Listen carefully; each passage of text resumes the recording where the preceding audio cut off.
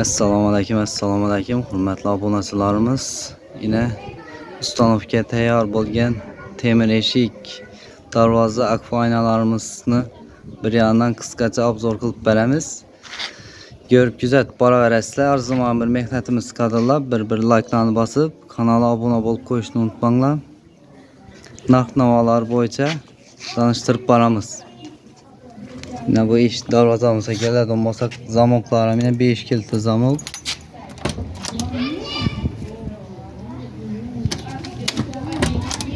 Ne? Aksiyonlarım koyulgan.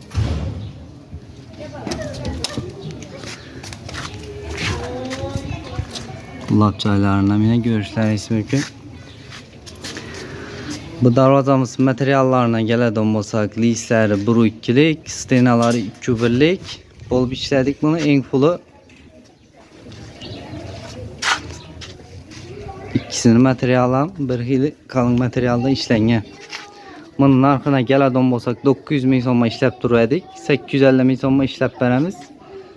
Dastavka ustanovkasi hammasi ichida Xorazm bo'ylab. Akfa oynamıza geladi olmasak yine bir yanı ak, bir yanı karışnoy bo'lib ishlendi bu. Bunun narxına geladi olmasak 750 ming so'mga ishlab beramiz. Bonusuna setga Patagonniki bilan. Bu zakazlarımızın xudo xolasa, qazarsa ustanovga qilamiz bularni.